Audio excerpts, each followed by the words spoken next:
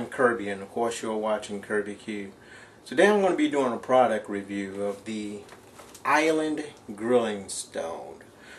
This is a grilling stone, and most of you have probably seen other YouTube videos by Tom at Test Kitchens or Dan over at Smoky Goodness or Gary House at Outdoor Cooking. As a matter of fact, he's the one that turned me on to this, and so Gary, thank you, and thank you Island Grillstone. We're going to be doing showcasing the grilling stone, and I'm going to be doing a cook on the grilling stone using some of Tango Joe's unnamed pork rub. So I hope you can see that really good. Now, I've already unboxed and already did my unboxing and stuff of the grilling stone, and once you unbox your grilling stone, you're only going to have to wash it once. So I washed my grilling stone using soap and water, and then I allowed it to dry thoroughly. When it to dry, I oiled both sides of the grilling stone, including the sides itself, with olive oil.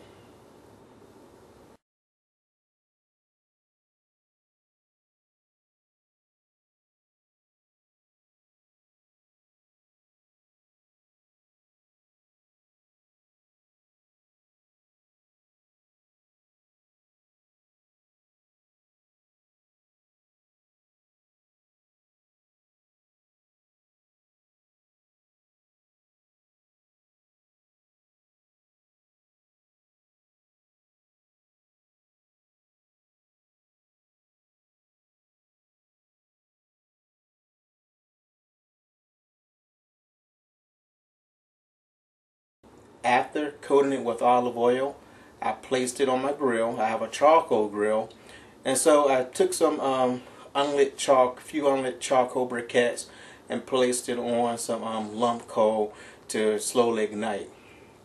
Now, for those of you who has a charcoal grill and you want to get this, what I recommend doing is one of my lessons learned and while seasoning the grilling stone is I use indirect heat. I put the stone directly over the lump coals, and they ignited kind of quick, and so it formed a small crack on one of the sides of the stone. The stone is still intact, but it formed a small crack. So for your other kettle grill users, I would recommend doing sort of an indirect method with your coals, placing them off to one side, put your grilling stone onto the other side, and then allow it to season up after that. So now that I have my stone all seasoned up, I'm going to go ahead and prepare me some pork chops using Tango Joe's unnamed pork rub. Alright, let's get started with this cook. Okay, here I have three pork loin pork chops that I allowed to sit in a tenderizer of 1 cup of water and 1 teaspoon of baking soda and a little bit of salt for about 30 minutes to help tenderize the meat. What I'm going to do now is take some olive oil, coat both sides with olive oil. Coat both sides of the pork chop with olive oil.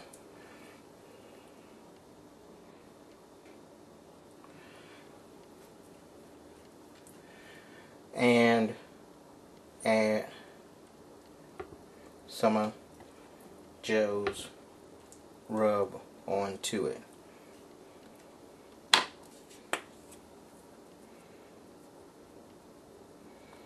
And I'm going heavy with it.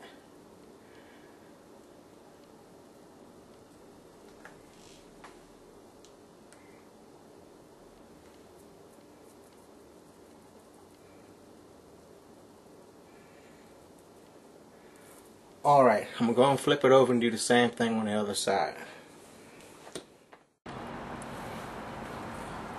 Okay, the stone is nice and hot. Got a lot of heat coming off of it. And remember I said I was setting mine up indirect.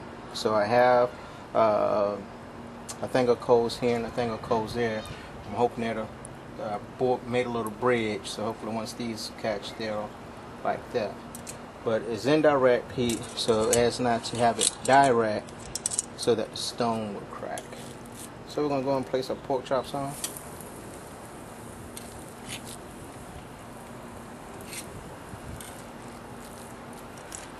Now my kettle grill is a 26 inch grill grate, and so by doing it this way, if I wanted to make it hotter, I can slide it over like that, putting it directly over the coals. So I'm go ahead and let this go for about 2 minutes on each side, and then I'm gonna flip. Alright, see you in a little while. Okay, it's been about 3 minutes. I'm going to give them a flip.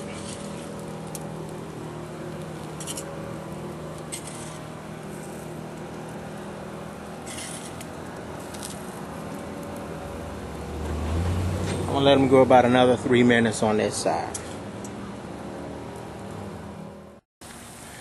Alright, let's go ahead and temp them just to make sure they're done. I'm pretty sure they are. Yeah, that's at 180. Oh no, that's done. 180. 180. Alright, so all three of them at 180. Way past the done point for pork, but it's done.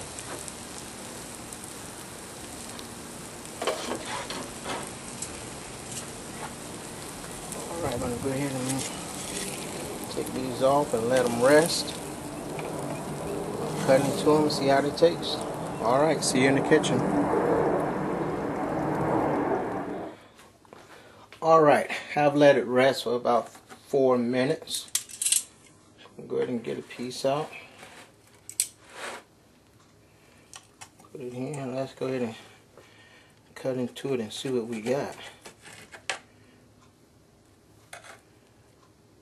As you can see, it's really moist. Really moist cut. Let's give it a try.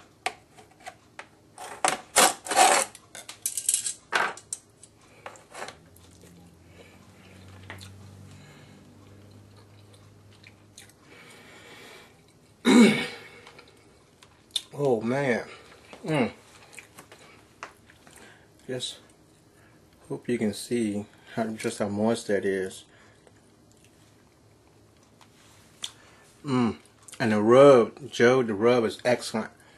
Wow. These chops came out really good on the Island Grillstone. Did just well. Go ahead and place an order for one. They're about 60 bucks. They come in square and round shape as I had.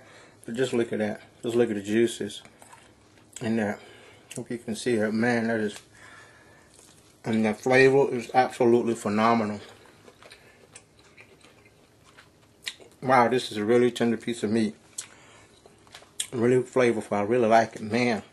Joe, that rub, thumbs, can you see my thumb? Thumb up. Thumbs up, bro. Hey, look. Here's that pork chop again. Just had to come back. I just want to add this little critique. I really love this pork chop. I love this rub. And I wanted to critique. He has it labeled medium heat, which it is. It's not going to scorch your mouth or anything like that. It's not going to you got to burn your mouth. Got to get a gallon of water.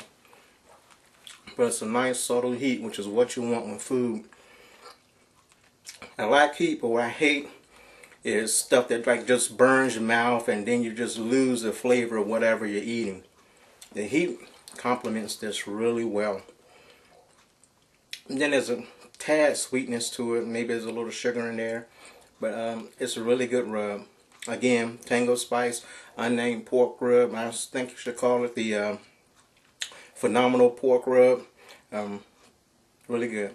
This is Kirby. This is KIRBBQ. Thank you for watching.